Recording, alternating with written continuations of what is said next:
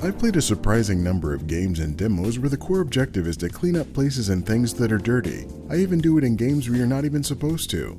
You may think that's some kind of regular compulsive disorder, and maybe it is, but it won't stop me from trying out one more, and that's why it's time for Spilled. Dive into the role of a little ship that could as you wake up in a world contaminated by little ships that shouldn't, spreading their oil and garbage all over your idyllic ocean harbor haven. As you awaken into this ruined reality, you'll immediately take on the task of slurping up that oily gunk off the surface with your tiny little vacuum bumper as you slowly scoot around the inlets. On your justified journey, you'll also rescue a random assortment of animals trapped in the oil by just running them over and sucking them into your cleaning nozzle.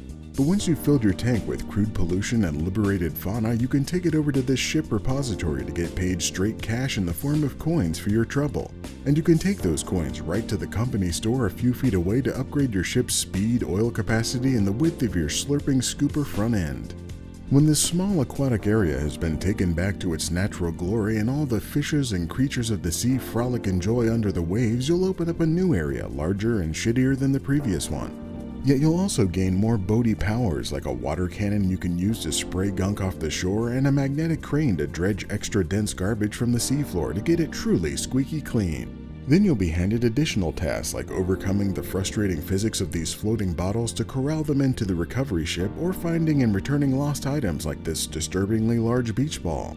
All to take the nasty out of this underwater world and bring it back to the seaside paradise so packed with sea creatures that you could practically walk on them without getting your feet wet. Spilled, saving the seas from the evil plight of boats by using the miraculous power of boats. The catharsis of cleaning up overwhelming messes with meticulous work is probably one of those things that's well documented in psychology. I don't know, but it certainly seems that way for me. I've come to realize that I might even be subconsciously seeking it out in games I choose to play.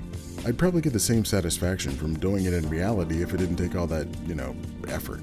In Spilled, that satisfying gameplay is on display right away. As you scrub away the oil and gather the trash, you're almost instantly treated to a rewarding visual improvement. Sadly though, the speed of that transition is one of the only downsides. You can complete the entire game in around an hour, and there's not really any noteworthy replayability option outside of just doing it all again.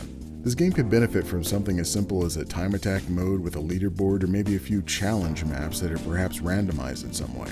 But the game that you do get to enjoy for that hour has all the cozy feeling that people like, where you rescue different types of animals that just fill a list and get to see a dreary pixel art world turn into a colorful pixel art world by your actions.